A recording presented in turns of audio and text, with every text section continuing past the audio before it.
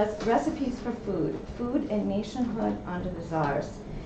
In addition to her work on socialist states and social mobility in Imperial Russia, Professor Smith has published a series of really fascinating articles on food, examining in particular the interaction between foreign knowledge and traditional patterns of behavior in the Russian production and consumption of food.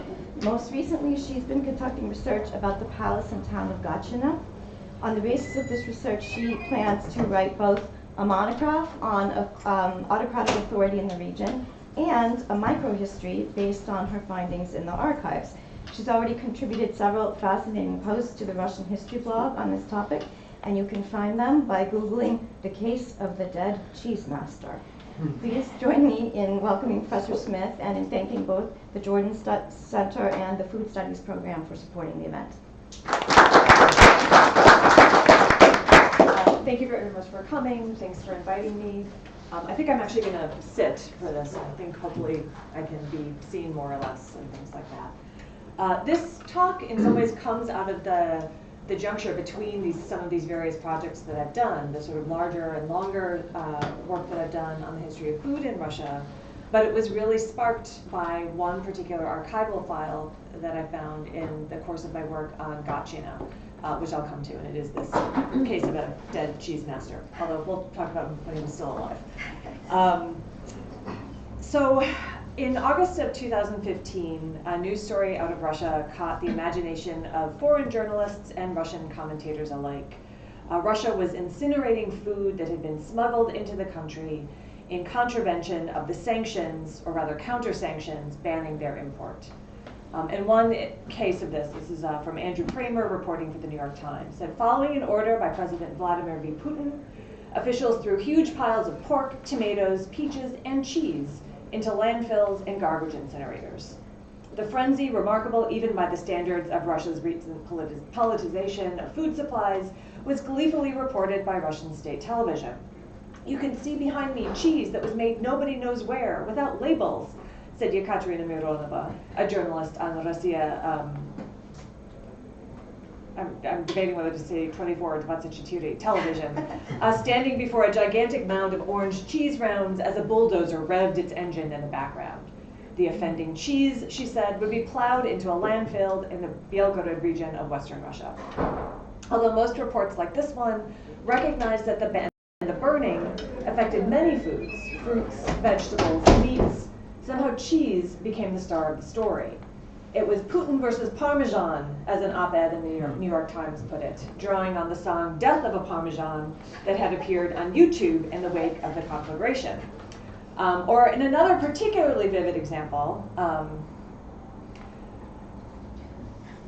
meme on social media pictured Melisandre, the Red Witch of Game of Thrones, who urges those who follow her to burn their heretics or enemies at the stake, leaning over Putin's shoulder, telling him, burn, burn, burn it all, burn the cheese, burn it, rejoice, Vladik, the north will be yours, just burn. So commentators interpreted this moment in two ways. On the one hand, the burning could be read as a commentary on food security. In a country with a history of food shortages, Andrew Kramer wrote, the televised destruction of food evoked a sense of pride in a country that can afford, if it so chooses, to grind cheese into the ground or donate it to others. In this version, the burning of the cheese was potentially a statement of strength.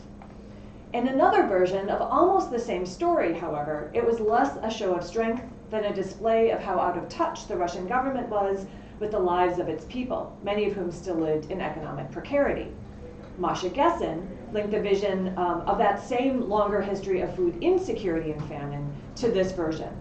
As she wrote, the flip side of this legacy is, or has been, a reverence for food with which every Soviet or post-Soviet child was reared. Disposing of uneaten food, even letting food go bad so that it had to be discarded, has been seen as something akin to a crime. And now Putin, whose own mother nearly died of starvation during the siege of Leningrad, has ordered the food be destroyed. In her version, the burning of the cheese was yet another sign of the decadence of the ruling elite. The burning complicated a longer story of the interpretation of cheese that had been going on since the counter-sanctions were announced a year before. In this case, it's a focus on cheese as a matter of taste and culture. This had been a developing theme for a while now, as those living in the world of the counter-sanctions lamented the loss of imported cheeses and the poor taste of what was replacing them. The issue was in part that Russia does not have a strong indigenous tradition of ripened or aged cheesemaking, although of course it has a very strong tradition of unaged dairy products. I'll just note, this was at GUM last fall. They had a big harvest display with big things that say Tworig, sort of cottage cheese or farmer's cheese, sour cream, milk, cream, sort of the non-aged versions of cheese. Still, despite this tradition of Tworig, it's no accident that the Oxford Companion to Cheese skips from Portugal to Quebec in listing the regional cheeses it covers. It doesn't include Georgia, though, which I think that's a problem. And efforts to create one have generally been described as only partially successful at best, in large part due to the Soviet experiments with cheese, which, although they do include some sort of proper cured cheeses, also have an awful lot of these sorts of, well, it's plavlany, I don't even know how to describe it, cheese whizzy kind of cheeses, I guess we'll put it at that. Very, very manufactured cheeses. So this suddenly seemed all the more true when domestic cheese was suddenly the only cheese available, or nearly the only cheese available. Writing for The Guardian in July 2015, Sean Walker described a Moscow region cheddar as the Dmitry Medvedev of Russian cheeses, inoffensive and vaguely pointless. And a Moscow Parmesan is tasting as if someone had absorbed the fluids of a gym changing room floor into a lump of gluey cheese-like manner. A domestic mozzarella, on the other hand, was not exactly prize-winning, but nonetheless a good effort. Masha Gessen, who would read much more into cheese only a month later after the burnings, linked it earlier to the long story of Russia's relationship with the West. In the world of the counter-sanctions, she wrote, some Russians miss their Australian ribeye, others their Norwegian salmon, still others their Italian pasta, but it's cheese that most yearn for. Its absence from the dinner table is a singular symbol of the new time, the time of Russia's war with the West. So this incident serves as a potent introduction to the ways that cheese can be understood in not just Russian history, but history. Cheese is a transnational commodity, something traded across borders or produced close to home, often based on methods from elsewhere. Cheese is part of the world of consumption and food, tied to concerns about nutritional sufficiency. And cheese has cultural value as well. Cheeses are material objects that carry implications about luxury and about taste, both physiological and metaphorical. It is what Ken Alder has called a thick thing, a thing that attracts multiple meanings. And it's perhaps a sign of the oddity of cheese that runny, stinky cheeses are perhaps the most thick in the sense of attracting meaning. Now, making cheese is a relatively simple process, but one with an almost infinite number of possible variations. Milk, usually cow, sheep, or goat, will curdle on its own, as many of us have sadly found out in our morning coffee, its proteins coagulating into what are generally seen as unpleasant clumps. The goal of the cheesemaker is to control that process. To do so, milk is heated and acidified through the addition of a starter culture, usually a lactic acid bacteria and or rennet. The first begins the process of fermentation and coagulation. The latter affects the rate and scale of the coagulation of milk proteins and fats. As a result, the milk separates into curds and whey. Already, different degrees of heat and different methods of acidification create different textures and tastes within the seemingly simple curds and whey.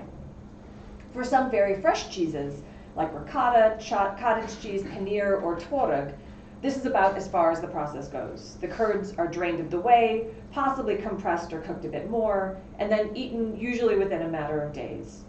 In other cheeses, though, the curds are further processed. They can be cut into smaller pieces, which expels more whey and makes a drier, harder cheese. They can be cooked longer, again, to get more water out of them. At some point in the process, salt is added, again to help reduce moisture and to stop or slow the action of the fermenting bacteria. The curds are drained and placed in molds. To help the curds fuse together into a single mass, they might be pressed for anywhere from an hour or two to several days. Then they might be ripened for days or weeks or months or years. Each of these stages has many possible further variations. The rate of acidification can be controlled by different applications of heat and coagulating agents.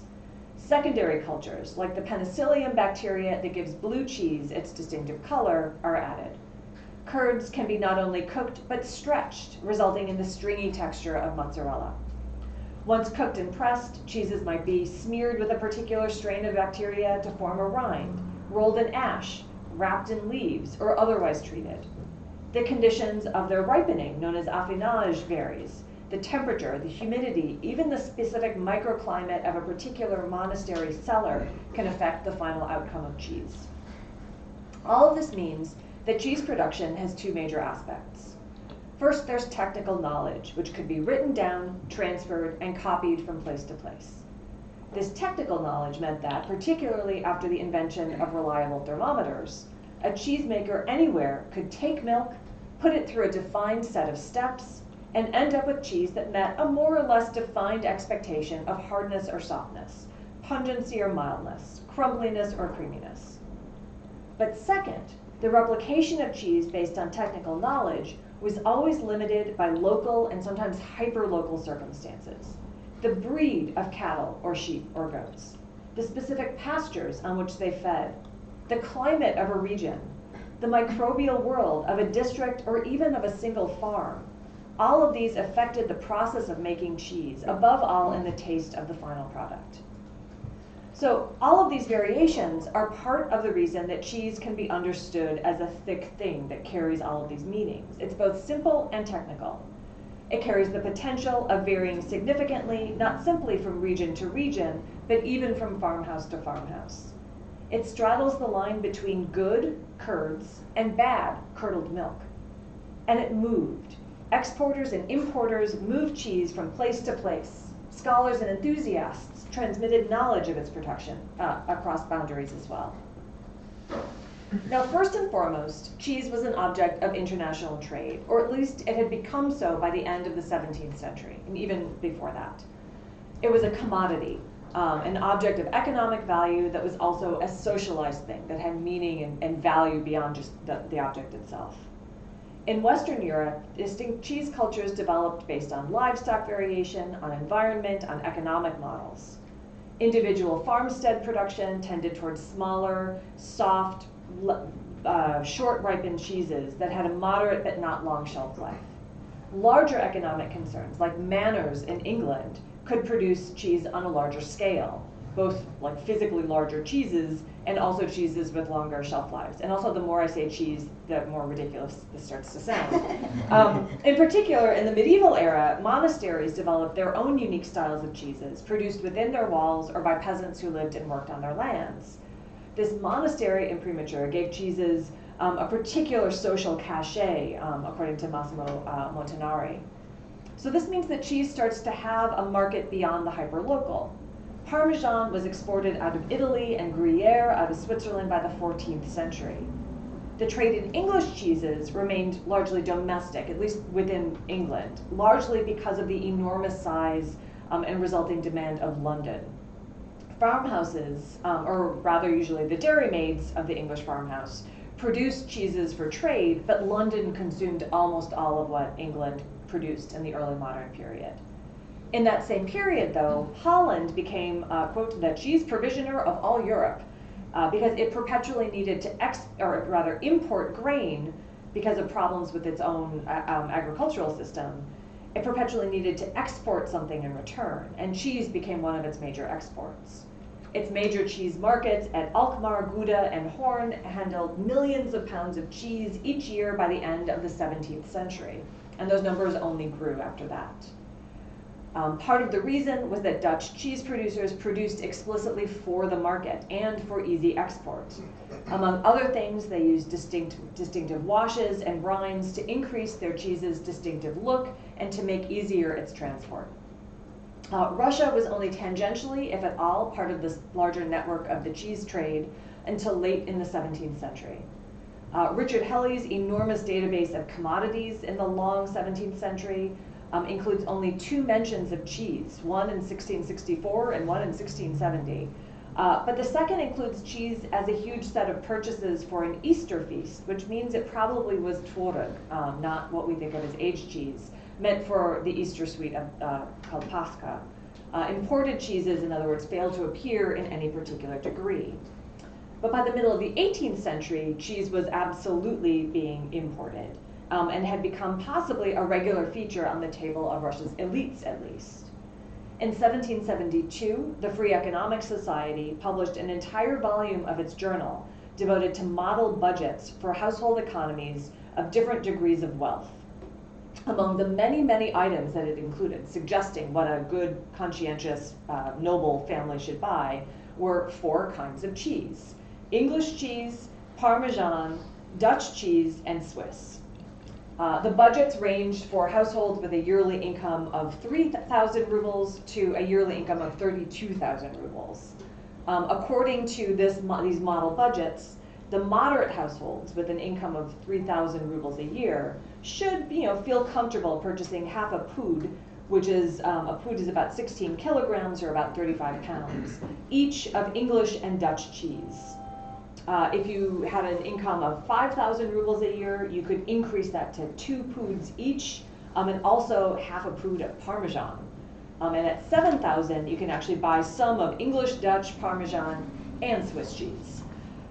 The wealthiest households could afford much, much more. 11 pudi each of English and Dutch cheeses, 7 of Parmesan, 9 of Swiss. Now, these were imaginary quantities of cheese, but import records show that there was a lot of real cheese entering the country every year. At least by the 1750s, Muscovites could purchase Parmesan imported along with citron and newly caught Dutch herring, according to the Moscow newspapers. In 1793 to 95, importers brought in an average declared value of 121,300 rubles worth of cheese each year. By the 1830s, the amount had nearly quadrupled. In 1833, 470,000 rubles worth of cheese came into the country. By the end of the century, imports remained high, and in fact higher. Between 1872 and 1881, Russia imported an average of 69,000 and some pudi of cheese with a value of almost 1 million rubles every year. In one decade at the end, it's also interesting that the Elisiev brothers trading house, which runs the Elisievsky stores in the center of Moscow and Petersburg, imported almost 10% of the total imports of cheese for sale in their establishments. Now, of course, importing cheese kind of demanded that there be a taste for cheese. Now, as with so many things, there is a story about Peter the Great and cheese.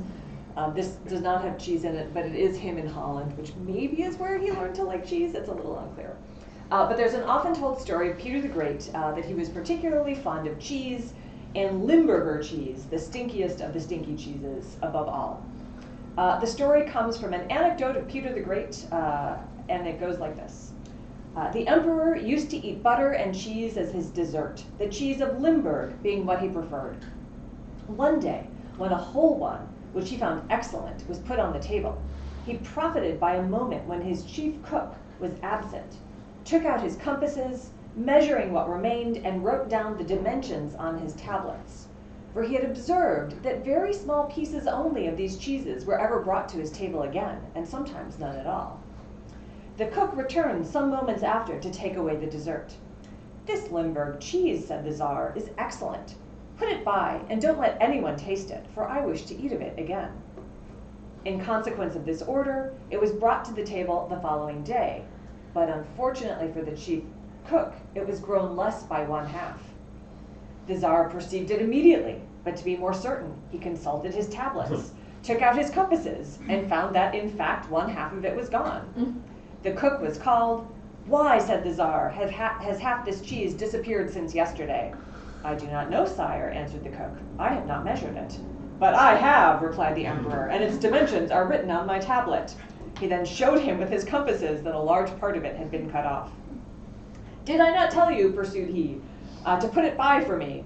"Yes, sire, but I forgot it." "Very well, I'll freshen your memory."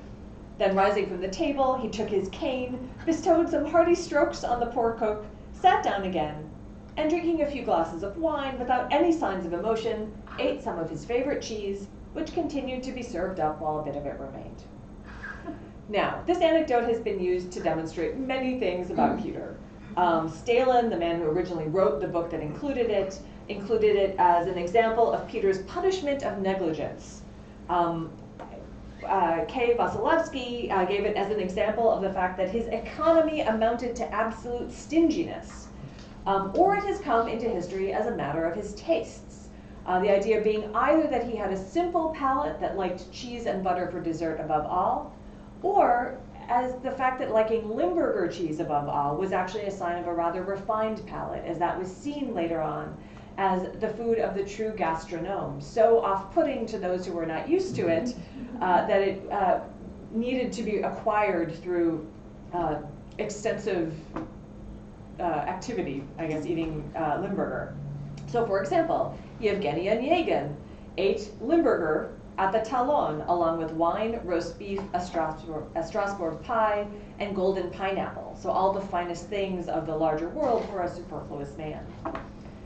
By the early 19th century, at least some claimed that cheese, perhaps not Limburger but other cheeses, had become an ordinary part of life for Russia's elite. The traveler Theodor Faber claimed that in St. Petersburg, at least, the cheese of Parma is an indispensable need in all kitchens. One never serves the macaroni of Italy without adding in its perfume. Nothing is more common than that article. A housewife speaks of her supply of Parmesan like in Germany one would speak of the supply of onions or of parsley. The cheeses of England, of Holland, of Switzerland are the ordinary dessert. Now, it seems like that this was at least in part an overstatement, but there is evidence that imported cheeses were fairly well established on Russian tables. And nor were they consumed only in Moscow and St. Petersburg. In the 1840s and the 1850s, merchants in Kazan, for example, advertised their many cheeses for sale in the Kazansky Gubenski Vedomosti, the provincial newspaper. In one, the merchant Monokulov listed the various cheeses he had then for sale. In another, the merchant Sanin placed an advertisement to announce that he had just received straight from Switzerland Swiss cheese of the highest quality. Although an 1870 text stated that the taste for cheese in Russia had not yet reached the working soslovia, either factory or agricultural, by the 1890s, another author could claim that cheese had actually become not simply part of the world of elite tastes, but already part of the basic nutrition of Russia's poorer population. Again, that was a cheese enthusiast, so he may have been overstating the case. Now, cheese found its place on the Russian table as both an ingredient and on its own. Parmesan was listed as an ingredient in cook's books starting at least in the 1820s, added to soups or sauces or otherwise used as a finishing element. It was still seen as an acquired taste, though. An early example of its usage was in a cookbook that made this point explicitly. The recipe for macaroni soup was a simple one. It was to take 4 funts of macaroni, break it into pieces, put it in good bouillon, and when it is done enough, add a little finely grated Parmesan cheese. Mix it well so the cheese melts, and pour it into a soup dish. This was followed by a note. Because not everyone loves the above-mentioned cheese, then it is possible not to put it into the soup and to serve it on the table separately.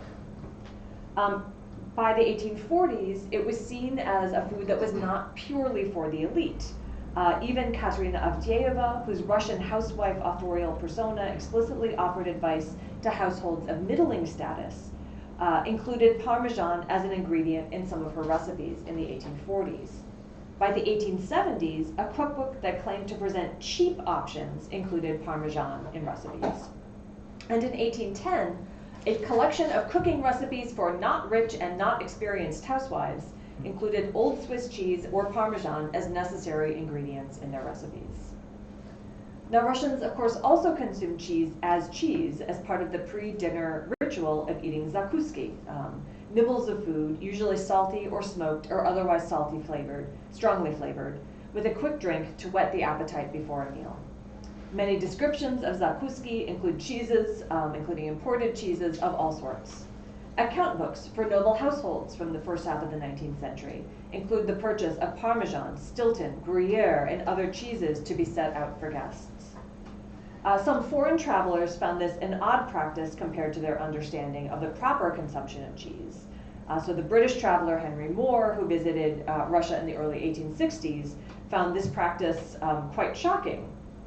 He wrote in his memoir, Although I certainly never before began dinner with cheese and brandy, I felt bound to do what the others did, and truth compels me to declare that I did not find my appetite any the worse for it. In fact, there is no saying until he has tried what a man can or cannot do in this world. It feels a little grand to me for eating cheese before dinner instead of after, but who am I to say? So as a taste for cheese and a trade in cheese developed in Russia, so too did calls to begin producing cheese domestically.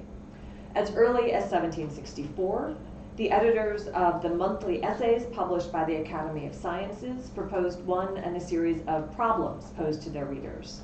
They gave a zadacha and then asked for people to write in with possible solutions. So the idea here was to identify a particular challenge that faced the Russian economy. This particular problem asked for the discussion of two related items: animal husbandry, I'm gonna put some cows up there, and cheese. In the minds of the editors, the two issues were linked, as better practices in cattle rearing would improve the profits of landed proprietors in general, but also particularly if a domestic source of good cheese could be established. The cheese which is made domestically in the villages is not worthy of the name, the authors lamented. Not even in Livland, that is where the Germans lived, had cheese making really been established. This was a shocking lapse. To skim off the sour cream from milk and churn butter from it is much less profitable than to make cheese in the manner used in other countries of Europe. The Dutch, the English, in Switzerland, and in some parts of Germany, cheese is a famous commodity from which many earn a huge income.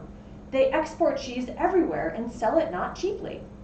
Even if Russia never began to export, but at least began producing enough domestic cheese to replace imports, then that would be a great profit for us, concluded the authors. Now, these ideas remained at the core of the effort to produce cheese in Russia over at least the next century and a half, and indeed in many ways up to the present day. First, one method of introducing improved cheese manufacturing in Russia was to use foreign specialists. This 1764 article suggested that perhaps the new colonists recruited from Germany, the Germans who come to Russia when Catherine the Great invites them in, might bring cheese-making information with them. While that might have brought some localized cheese production, it did not certainly start off a new cheese industry.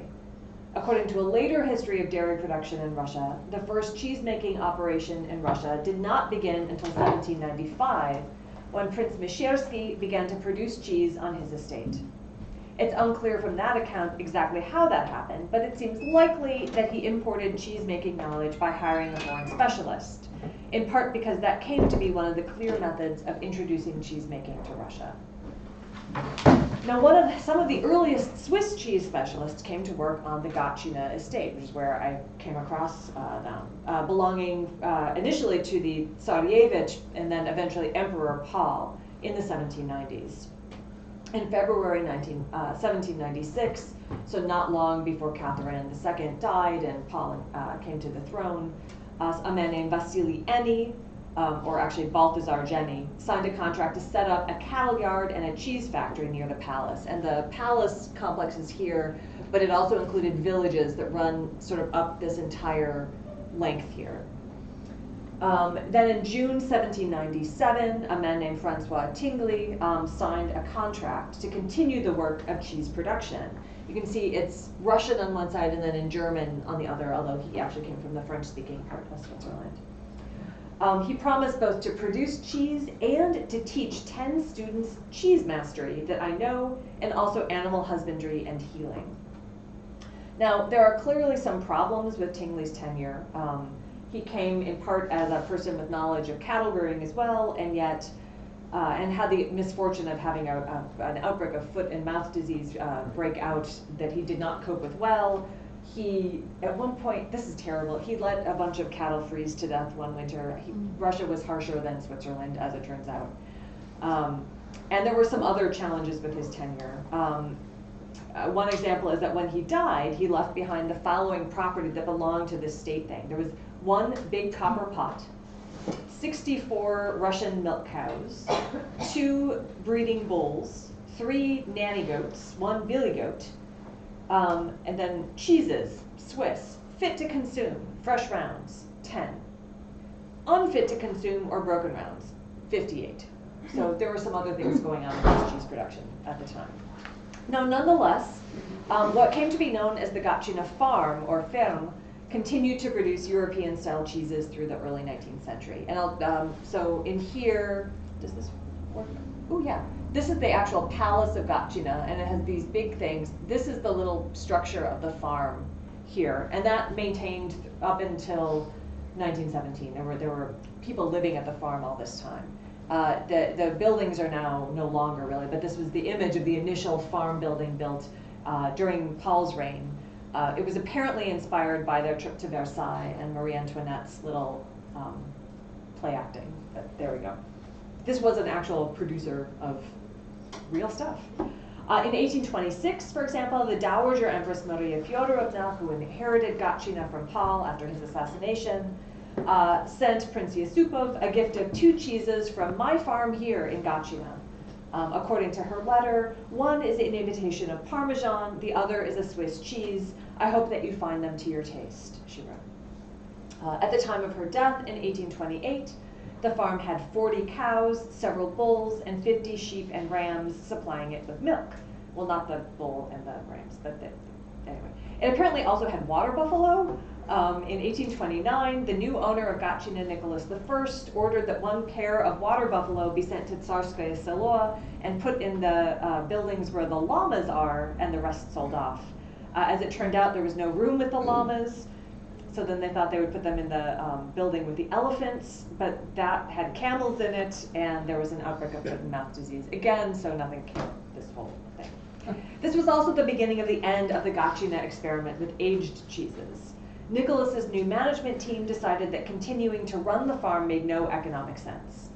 According to an 1829 budget for the larger Gatchina Palace complex, the farm had a yearly income of 600 rubles from butter, 200 from cheese, and 75 from wool produced by its 40 cows and 50 sheep. So that's 875 rubles. But it cost 4,688 rubles a year in salaries and food for the overseer and various trainees, who were mostly young women from the foundling home, clearly unsustainable from an economic point of view. So as a result, the new management cut back the livestock herd. For a while at least, the farm was continuing to produce cheese. In March of 1831, the overseer of the farm reported selling 256 rubles worth of cheese in St. Petersburg, with a net income of 247 rubles after transportation costs were subtracted. But at some point thereafter, the farm gave up on hard cheeses and focused on the other goods, essentially all of those shown in that image I showed from Gum. Cream, whole milk, skim milk, tworog, sour cream, and butter. Any attempts at Swiss cheese were no more. If people didn't always work out, printed technical advice on cheese production began to appear regularly from the 1830s and continued to appear through the rest of the Tsarist era. And here's just one, the nice cow on it. The fact that advice on cheese began to appear in the 1830s in greater quantity is not coincidental. That decade saw a huge surge in agricultural advice literature more generally, prompted in parts by efforts coming out of the new Ministry of State Domains. Particularly in the earliest stages of the development of cheese advice literature, authors linked apparent Russian backwardness in cheesemaking to Russian backwardness in agriculture more generally. They claimed that improvements in one were potentially linked to improvements in the other. For N. Filipov, writing in the 1830s, cheese production was linked to one of the other major agricultural reform issues of the early 19th century, introducing more complicated field rotation systems to increase the returns of agricultural land. The system then in vogue called not only for dividing up lands into more distinct fields, but also for using fertilizer, which was mostly manure. According to Filipov, one of the reasons Russia's landed proprietors were unable to introduce this system was because they had insufficient cattle to introduce it effectively because of the lack of good fertilizer. They had no way of having more cattle because they had no way of making milk more profitable, given that there was no particular tradition of making long preservable things. Cheese, which could be made and then sold off over time, he thought was the solution to this. Now, as the literature developed, the link with larger agricultural issues like that faded away, and instead cheese enthusiasts touted cheesemaking as a potential source of easy, quick profits. According to N.V. Vereshchagin, not the artist, writing in the 1860s, who became like really the big cheese proselytizer of the middle of the 19th century, making cheese was not very difficult, very inexpensive, and very profitable. The reasons for the last, he felt, were obvious. There are many consumers of it. Here in Russia, even not wealthy people are beginning to eat cheese for breakfast and after dinner. And abroad, in Germany, in France, in England, in Holland, especially in Switzerland, every peasant eats cheese. Cheese always finds a market. I think that actually should be used by like, cheese always finds a market. Later in the 19th century, authors more often focused primarily on giving advice, not on explaining why people ought to listen to their advice. They took their readers as already convinced that cheesemaking was beneficial. Alexander Naumov, writing in 1870, began his text on dairy, butter, and cheese with the biology of the udder, while Pyotr Fyodorov began with an analysis of the chemical properties of milk. They didn't need these sorts of flowery introductory segments to try to make their case. This shift in emphasis also went along with a shift in the vision of what cheese production was likely to look like. The earliest literature described what seemed to be above all domestic production for home use and perhaps for some small degree of sale. Cheesemaking was part of the world of domestic agriculture, a helpful byproduct of increased cattle rearing. Recipes for different sorts of cheese were part of general agricultural or domestic advice columns. With the end of serfdom, though, cheese production held different potentialities. Vereshchagin's books were written from the point of view of a cheese entrepreneur of a particular kind. In 1866, he founded the first cheese Rtl to produce cheese for sale in Tver province, with financial backing from the Free Economic Society and the Tver Zemstvo. This model had some fleeting success. By the following year, Tver province was home to 18 cheese Rtls. 14 were founded in Yaroslavl province between 1870 and 1872. But these Rtls began to close almost as soon as they opened. By 1884, cheesemaking had returned to private hands. The Rtl experiment was not entirely forgotten. Plekhanov later wrote about cheesemaking Rtls as a potential great hope of a new form of production, although he admitted one that had sadly failed. In some ways, this was a failure of transnationalism. Vereshchagin explicitly referenced Swiss cheese cooperatives or associations as his model for the Russian Rtls that he founded. Moreover, the larger world of advice literature was explicitly transnational in other ways, as it gave instructions not simply to make generic cheese, but instead to recreate styles of cheese associated with particular foreign locales. In periodicals like Econom or the Farming Gazette, authors describe the technical processes behind producing Parmesan, or Swiss, or various sorts of cheese. Others examined different national practices of animal husbandry and related them to the cheeses they produced, as in an article on dairy production in Holland translated from a British source. In his book on dairy, A.M. Naumov gave an extensive overview of the theory of cheesemaking, followed by detailed instructions for imitating the cheeses of Germany, Handkäse, Rahmkäse, Buttermilchkäse, and Goldstein, Holland, Edam, England, Stilton and Chester, France, Brie and Roquefort, Switzerland, Gruyère and Green, and Italy, Parmesan and Stracchino. Furthermore, his text was largely drawn from a French original, and other foreign translations appeared as well. By the end of the century, the list of cheeses covered by advice literature grew even longer, and English Gloucester, Westphalian, Dutch, Limburger, Parmesan, Chester, Swiss Green, Gruyère, Roquefort Brie, Cheshire Stilton, Marzolino, Abruzzo, all listed in one particular guide. The issue that lay behind this, though, was the question of terroir, which is usually a thing we think of with wine, but is also associated with cheese. This concept that the specific locale of production was important to the quality and essence of consumable foods has become central to the marketing of cheeses from particular places in ways that are much more focused than the generalized interest in English, Dutch, or Swiss cheeses, and interestingly not French until quite recently, or relatively recently, that the advice literature discusses. That 1764 article, that's one of the first to really talk about this in Russia, emphasized the fact that there were traditions of cheese native to certain European countries and that Russian producers ought to learn from them. In part, this was a recognition that the hard or semi-soft cheeses of Western Europe were distinctly different from the practices that had developed in Russian lands. Much of the advice literature on making cheese was explicitly arguing against the concept of terroir. So formally it was thought, began N. Filipov in his 1834 article. Yes, and even up to now, many remain of the opinion that the goodness and particular qualities of some cheese depends not as much on the manner of making it as on the influence of local conditions. This superstition, he claimed, was largely the creation of some cheesemakers who wanted to make of their craft an arcane art known only to them. He found this ridiculous, all the more because the workers who are occupied with making cheese are for the most part people without any education, blindly continuing the method shown to them once and completely certain that always processing the milk in the same way, they will always get the same cheese. Even more shocking, the use of the thermometer is almost unknown to them, a mechanism that is so important for any work based on the action of heat. Although I think he's actually sort of arguing for terroir in some cases, that you can keep doing something without fully understanding why, and if you're in the right place, it will always work. As Filipov argued, France and Germany had begun to produce cheeses in the same manner as the Swiss and Northern Italians, and had had great success. What then was there to stop his fellow Russians from doing the same? And indeed, later authors agreed that there had been reasonable success in imitating Dutch and English cheeses in particular. Swiss cheese, some agreed, did remain elusive. It was possible to follow exactly all the technical steps to recreate a Swiss cheese in Russia, but generally the result was a cheese that little resembles and sometimes completely does not resemble the true Swiss. This particular anonymous author also thought that if it were possible to imitate Swiss cheese, then surely the Dutch would have done it long before.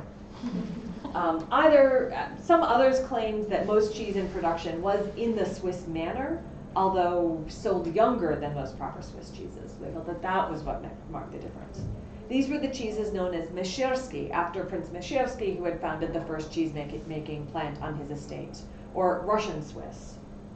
A writer named Lipsky claimed that English cheeses were the other major style in common production in Russia, with very few examples of Dutch or French cheeses to be found. This seemed wrong to others who thought that Dutch-style cheeses were a better fit for Russia, or that English-style cheddars had the potential to be an export good back to England. These efforts did clearly meet with mixed results. The Gatchina experiment produced cheeses, but not profitably.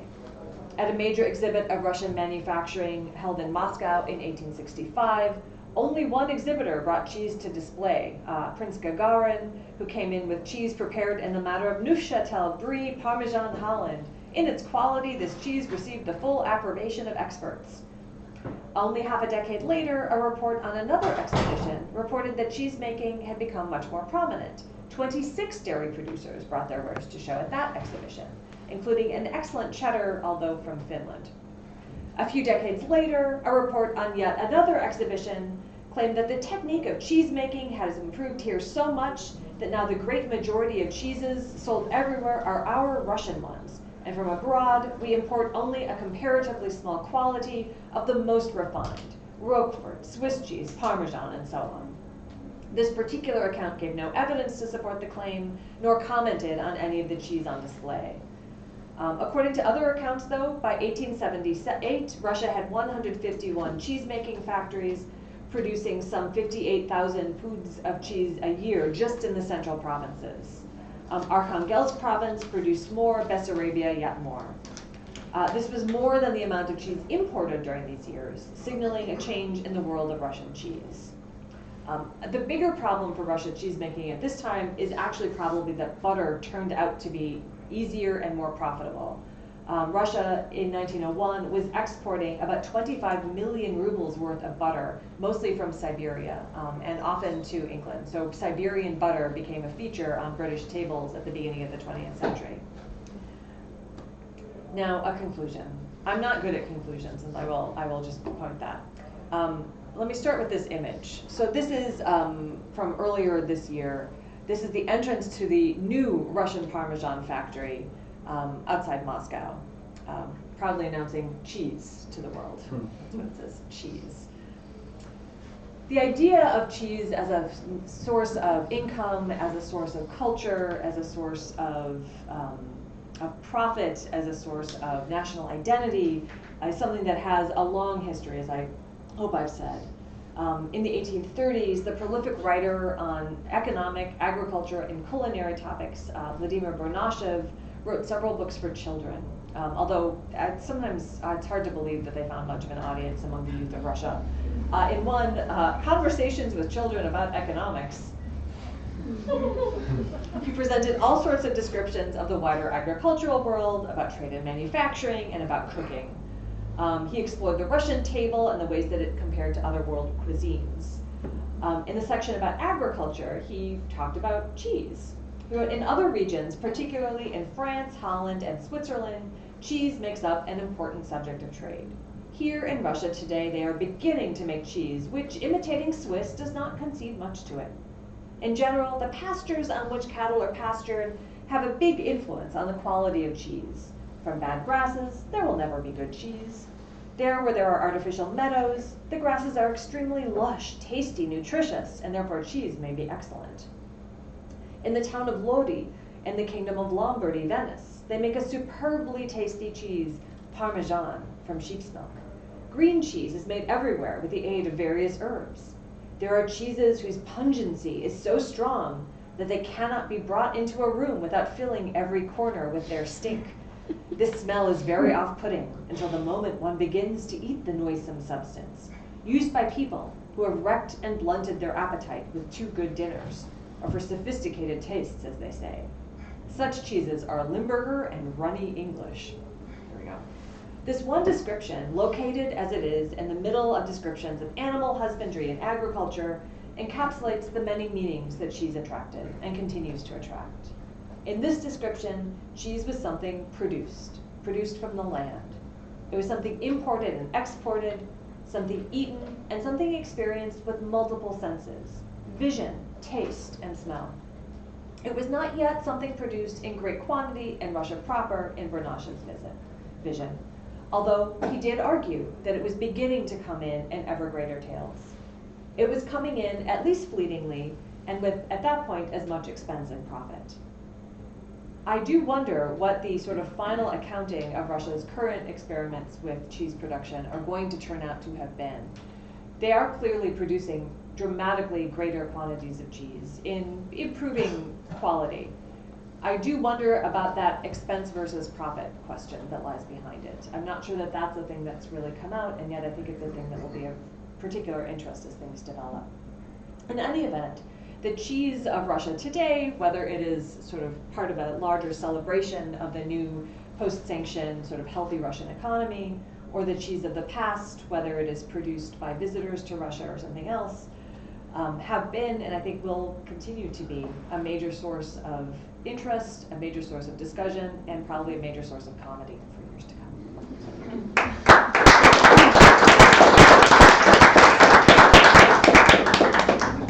Thank you very much for that fascinating talk.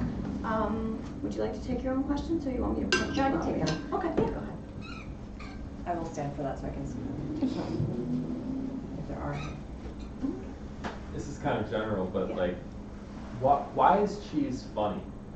Like, if this was about meat, No, I know. like, it wouldn't be funny. I know. But It's true. Cheese is a comedy food. I have wondered that myself. I don't know if it's just because the word cheese is sort of a funny word to say. I think because it is associated, I say that a little bit, but I think part of it is things like the smell. I think that there is things like it becomes this sort of, I think smell is such an evocative sense. They always say that a smell is one of the things that can really rocket you to a different time, more so than the sight of something, but that smell is a really important part of that. And I think that's a huge part of the story of cheese. There is that particular sort of pungency, I guess, to it that maybe creates these greater reactions. And I think because it is this confusing thing that it can taste terrible, or it can rather smell terrible, and yet taste really wonderful.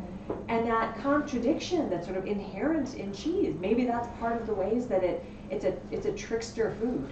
Maybe that's a food that it's a trickster food. I think it has bodily associations as well. Yeah. Oh, absolutely. Very, very carnal. There's in Levi Strauss's the raw and the cooked.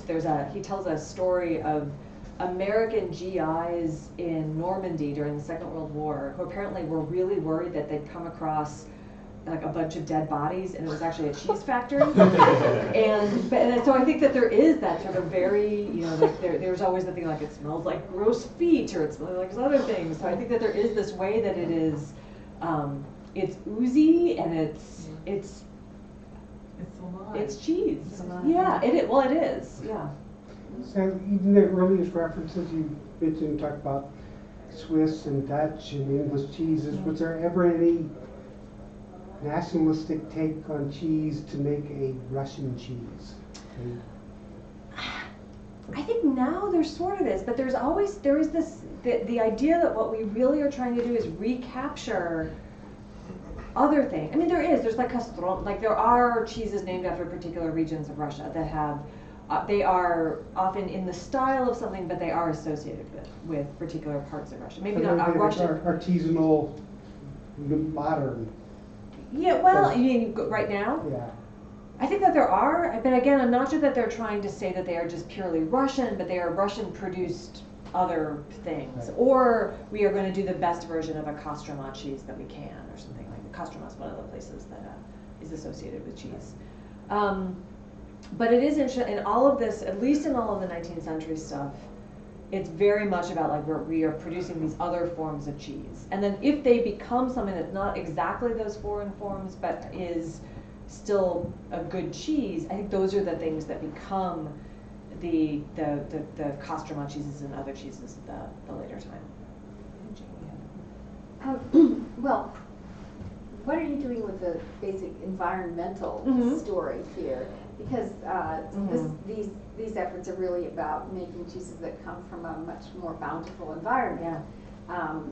I also, the cheese story is somewhat associated with France, and you must know the story about de Gaulle.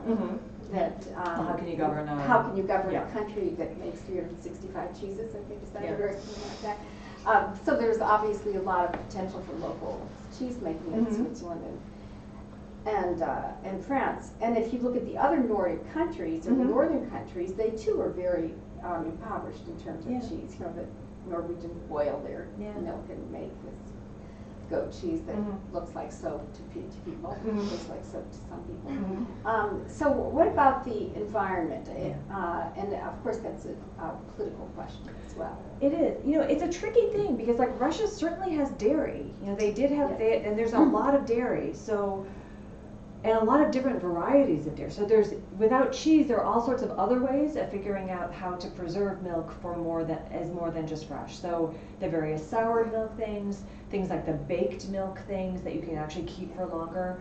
So it's not a lack of availability of milk, which is I think maybe some of the Nordic question. One possibility that's been suggested is that because in Orthodoxy, you're not supposed to eat young veal. It's the young calf stomachs are what give rennet, that is one of the major ways of controlling the curdling of milk in a way that can actually make cheese. So that without that as part of the culture, that sort of led to the lack of cheese, like these kinds of cheeses as part of the culture. So that's one possibility. Certainly the environment has a huge effect. And actually, let me go, the very first picture that I have on this. So two-ish years ago, 2.5 years ago, I was in I was on sabbatical. I was in St. Petersburg in April doing research, reading more about my dead cheese master, this Tingley guy. And I then went straight from St. Petersburg at the end of April to Switzerland because I was going to see if I could trace him, which I kind of did, which was very exciting. Because I had a document that said where he was from. So I went to the town of Marsens. It's a little village that was apparently where he was from. And these are actually cheese planks from by a cheese factory in the village, which I just thought I would take a picture of. But one of the things that struck me was going from St. Petersburg at the end of April to Switzerland, also at the end of April, was like jumping forward 2 months, sort of, and just just these very basic things that the environment is dramatically different. When summer comes, the growing season is different. Of course, the Gruyère tradition is that you bring the cows up to the alpine meadows, and that's where they eat all of their lovely alpine greenery, and that's where they make the milk, and that's why it's big and sort of strong, so that they can like roll it back down the mountain at the end of the year as they march the cattle, which they mark in color order. Like it's a big festival. You do all of the black, like it's a wonderful, it's a great image. But so this sort of sense of like there's so many things that mean that the particularities of how it was produced there just is not comparable to the environmental conditions, maybe particularly of St. Petersburg. So I do think absolutely that sort of question of the environment is a huge part of what's going on with particularly these efforts to recapture or to recreate these foreign things. But it doesn't quite get at the question of why Russia didn't have it. Because again, they had enough milk, they did enough things to milk. So it's not that they had no processes to do with milk, but this particular set of processes they didn't have, which is just sort of another interest. It's a fascinating just difference in how things developed. Here, and then there was a question in the back. So to me, it's fascinating that they don't seize upon terroir. That neither in the past nor today are they, really focused on developing terroir, the idea of terroir, even if it would be kind of imaginary. And as someone who works on the idea of the provinces and also the absence of regionalism, it seems really telling that instead you're going to have Russian cheese, and it's going to be consistent, but there seems to be very minimal interest in making it particularly local. Yes, and I will say, I think that there is a Soviet story that I have not looked into, because I think Soviet era is when, just as there start to be all of these different sausages that are associated with things, whether or not they have any real association with the names, there are also cheeses that have association with particular places. But I don't know the full story of how that worked, so I think there is a total Soviet project to be done on cheese. I just don't do the Soviet era very much. I'm just jumping over it. But I do think that there is something to that. There, though, I think it's interesting to use geographic names as markers more than as actual sources of terroir. Like At least that's my sense of what happens. Yeah. But it is, I mean, it's a really, it's true that the particular association with terroir has become such a bigger thing recently. Within, say, the past 20 or 30 years, is there's been the whole, the DPO, like the French and the Italian, all of these different European particular associations of location with different goods. And that's a very conscious effort on the part of producers in a lot of places to emphasize the locality of where they are. There's also probably a really fascinating alternate discussion of American cheese making, even more than Canadian, I think. Wisconsin becomes the biggest producer of Limburger cheese, like Limburg style cheese, and that just becomes this Wisconsin. Apparently, I grew up in Illinois, and I spent time in Wisconsin, but I didn't realize that at any bar in Wisconsin you can get a Limburger sandwich, Limburger onions on rye, apparently. So there are these ways in which some of the denominations have kind of taken on this intriguing other life in a completely separate place, in ways that, again, are kind of fascinating. Then there's also things like brick cheese or Monterey Jack, like there are the particular American ones that are created from these styles, but don't necessarily have place name. Well, I guess Monterey. I guess that's Monterey. Okay, so I lied. There are. There we go. Just one more thing to follow up on that is that terroir is the claim of unreproducibility. Yeah, right. And this is all about reproducibility, so I guess it makes sense that they want. But terroir is kind of about magic. You're never going to really understand it unless it's from this cow in this monastery. And they're not trying to make that up, which is interesting. Yeah, I mean, and again, like for all that I say that it's become a real thing in the last 20 or so years with basically a new age of sort of importing and exporting and therefore wanting to really lay claim to the specialness of particular places. It's not that it's based on nothing. Like I am deeply troubled by the whole concept of authenticity in food, because I think that if somebody's authentic means that somebody else's grandmother is wrong.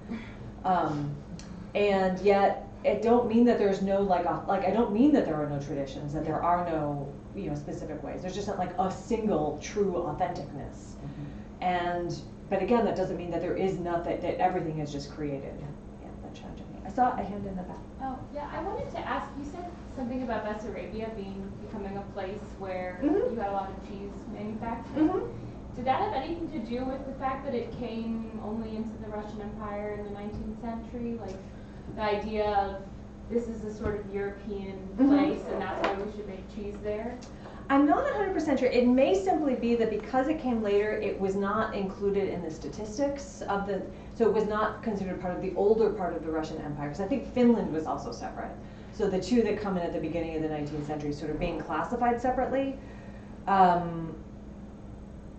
So I'm not actually sure that it really became a dramatically, I don't have the statistics to really know if it was on a sort of per capita basis or had a particular extra money. It may though have. And it may be because it did have a different sort of trajectory of serfdom, end of serfdom, sort of different models of labor, all sorts of things, so that created different systems of that. So it does make sense that it would be different, just as Finland would be different. But again, I'm not 100% sure of the exact reason why that came in that way. Do you have any information on maybe demand for cheese by foreigners living in Russia? Perhaps they helped create some of the market? Well, they certainly talk about the Russian cheese, or I'm sorry, the cheese available in Russia. Mostly in the context of talking about the Zakuski table. So they are sort of seeing it as, I'm just trying to think. I would actually be shocked if the English merchants in Petersburg did not demand some cheddar being brought in, I have to say. So I can completely see that there was some things being brought in to sort of fulfill the tastes of these sort of merchant elites, at least in the 18th century. But I don't have any real numbers or anything to see with that, but I can totally see that. Later it just seems to be taken as oh yeah, Russians the elite Russians like cheese. They just eat it before dinner instead of after.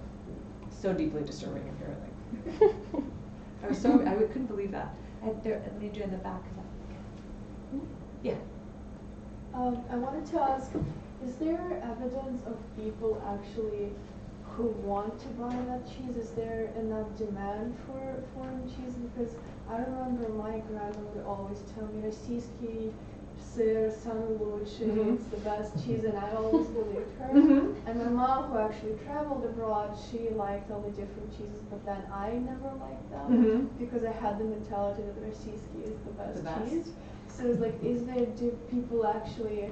is there enough people who would want this cheese to be produced in Russia based on the foreign standards, or do people just kind of? I'm sure it's not impossible to reproduce the formula if you really put a lot of effort, but is there demand for it? There does seem to be demand, absolutely. I think that, I can't give numbers, and I feel like some of my stuff is anecdotal in a sort of similar way. I think that you can always have boring anecdotes about these things, because when I go, my Moscow landlady, who is she's 78 years old, so she's also of a very Soviet generation. The first time I went after the counter-strike, she was like, we have to go to the grocery store and look at the cheese and see where it's from. So we literally went, and the first day we went to the grocery store, she was like, this says it's from Belarus. I don't think that's really, that's clearly from further abroad. And so for her, she loves Italy more than anything else in the world. So for her, the loss of Parmesan was actually a real challenge to her. And I think that and she's certainly not a wealthy Russian at all, but there is, again, I can't say how typical she is, and I can't say how typical your grandmother are. But I think that there's a wide spectrum of things. But there is clearly, it's not just the super rich who are going off and, sort of buying all of the foreign things when they go. It's not just the sort of Russian stuff is always the best. I think that there's just many more options there, and there's clearly enough. I will say also anecdotally that before one of these trips, I went to Spain first. And I thought, should I stop and bring some cheese before I go back to Russia? And I went to a grocery store in Madrid, and like literally the only other people looking at cheese were speaking Russian. Okay. It was a very touristy grocery store. There's also all sorts of stories about the fascinating like Finland cheese crossing laws and stuff like that. So like I mean there is definitely a market for the foreign cheeses in Russia. Yeah. Yeah. I was wondering if there was any influence, if any, of just like South Asian cheeses or Middle Eastern ones like Akali from the Russian Empire? There are, like, the cheese that I have actually started buying in the last few years is a Serbian, basically a feta kind of thing. There are Georgian cheeses are still very good, and those are still present, and that's part of the sort of larger world of Georgian cheese, of Georgian food that has a bit of other stuff that's come in. I don't think so. I think that most of the focus on cheese is like either, if it's a fresh cheese, it's tvorog. Feta-y kind of thing, it's called brynza, is a sort of its own kind of a thing. And then other things. I will say like 20 years ago, I vividly remember being like, well 22, in 1997 in St. Petersburg, there was some local dairy thing that was producing mozzarella and ricotta, and sort of the not heavily aged cheeses, so the sort of in-between cheeses that I think disappeared at some point, although I think other groups have come in. But that was actually, they had very good mozzarella and things that was domestically, produced locally. So there's been kind of waves of this sorts of like trying to find a particular kind of production. There's actually a dairy producer outside St. Petersburg now called Stolypin Farms, which is hilarious on like 8 different levels. But I don't think that they're producing cheese. I have bought their yogurt though, it's very good, but anyway. Do you come across anecdotes of people trying cheeses for the first time and finding them either, repellent, delicious, really strange, because it does seem like one of those foods that would provoke a strong reaction. I wonder if we have any stories about peasants trying Limburger and thinking, oh my God, you people are insane. No actual anecdote. Like there are these sort of general ones like, oh, it requires, like people find it very off-putting, but no actual, like it's all people who already are themselves gourmets and have the taste, sort of explaining why, like even though it's this, you should think this. But no, I don't think I've ever come across that, which is a shame. That would be an amazing thing to stumble across.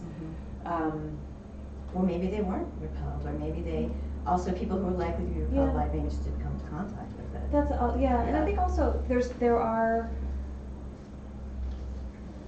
actually, that's not a big, at least in the 19th century, there's not a big genre of people being introduced to foods. Like there's not a lot of actual stories of what people's impression of new foods are. Like that's not a thing that people necessarily really write down. So there's a lot of, I think about, like when they're trying, there's a big effort. I know everybody thinks that Russia has always eaten lots of potatoes, but they really did not until quite like 100 years ago, maybe, and so there were active efforts to get more potatoes eaten in the 1830s and 1840s, and then the Irish famine happened, and they're like, oh, maybe we shouldn't put all of our new crops' eggs in that potato barrel. But so there are all sorts of like the peasants, so like peasant, like Ivan Ivanich was introduced, and like the peasant, I don't know, Sly McSliverson or something, with fake names, like somebody was trying to get everybody to eat potatoes, but someone said, no, that is this ugly thing, why would I eat that? So there's lots of weird tales of stuff like that. Or I did come across a tale of, a fake tale of peasants trying tea with lemon for the first time. And like 2 peasants went to town, they had tea for the first time, they really liked it. When they came back, they're like, oh, everybody has to try tea.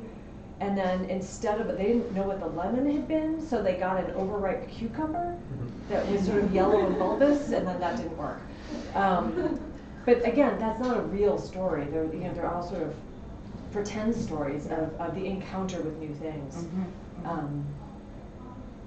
There's nothing I can think of, which is a shame. It would be amazing.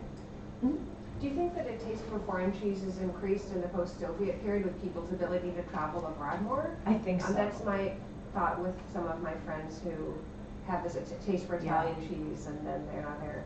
Yeah, I think 100, right, absolutely. I think it's both traveling abroad and then more things coming in that are a bit more, you know, it kind of get out of a couple of stores into a wider array of things. I think absolutely, yeah.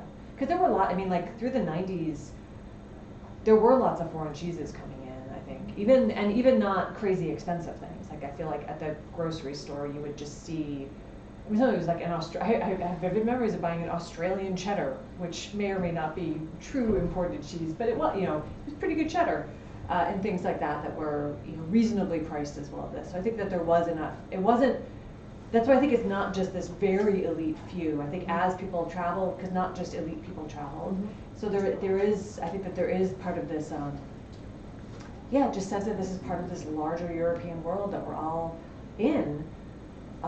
That a lot of people really enjoyed, yeah, and still enjoy. I feel like I saw another hand. Like thinking about stories of peasants trying cheese, like when does food writing become something that's like popular or mainstream?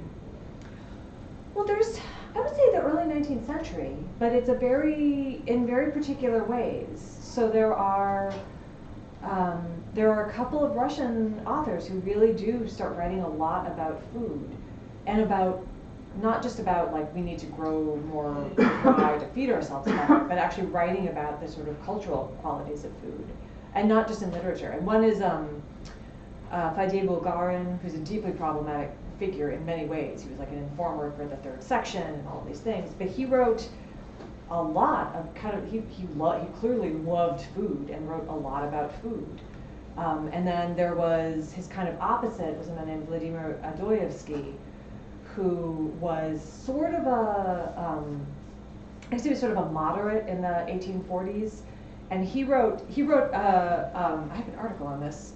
He wrote a series of columns in a supplement to the Literary Gazette under the pseudonym Dr. Proof. For reasons that I do not entirely understand, but I think it was actually a commentary on Bulgarin in part, who he thought was filled with puffery himself. But he's fascinating on food, and so those are amazing columns. And so there is, like, and again, it's certainly nothing like the food literature we have right now. It's not necessarily the travel plus food, but there are these bits and pieces that start coming in then that do that do have a bit of sticking, and they really do think about the role of food.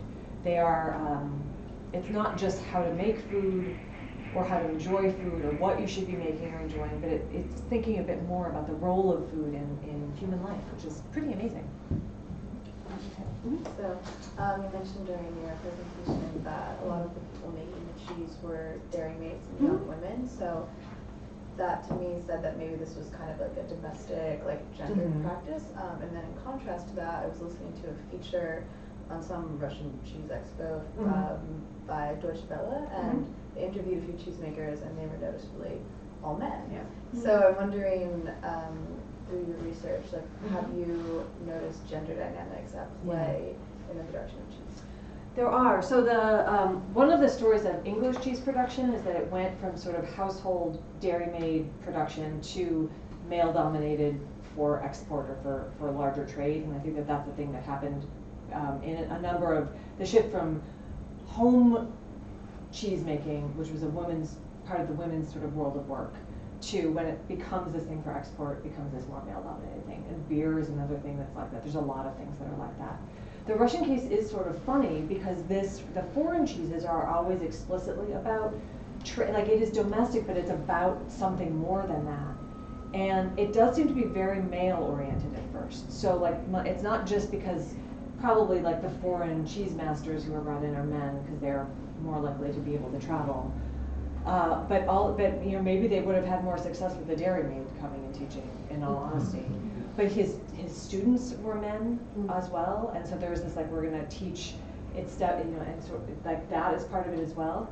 But that Gatchina farm has an interesting twist to that, which is that after his death, it actually becomes a woman-dominated space. And so I think even as it's still producing the foreign cheeses, there are women who are heavily involved in the sort of all of the processes of the farm. And by the end of the Tsarist era, when it is, sort of a place that's producing tворog and butter and cream, there was a woman dairy maid who wrote beautiful accounts into the, telling all of the stories. You can tell. Can I read? I have to read one more thing. So in the early 1880s, I have the names of all of the cows at the Gatchina dairy farm. They had a bull named Arlik, or like little eagle, and cows named Yulia, Katish, Chenabrovka, Prigliadnaya, Pravornaya, Muistraya, Belyasha, Pyatnishka, Milashka, Udalaya, Bagrika, Tigritsa, Nariadnaya, Venerka, Burka, and Balka. I love that they have all of these wonderful names. I don't think it's just because women were running it that they had names, but that there is something to that. The youngest Romanov, the Romanovs mostly don't actually live at this palace, other than during the reign of Alexander III, because it's the farthest of the royal palaces from St. Petersburg. So after his father was assassinated, he's like, let's move there. Literally, it's like we need to get farther away from the chaos of St. Petersburg. And the kids always write about going to see the old ladies at the farm who give them vatrushki, sort of the cheese-filled kind of pastries and stuff like that. So there is this sort of, it shifts over to a different kind of, I think when it becomes its fullest self as a sort of domestic production with just a little bit of local, it is women who run it in a lot of ways.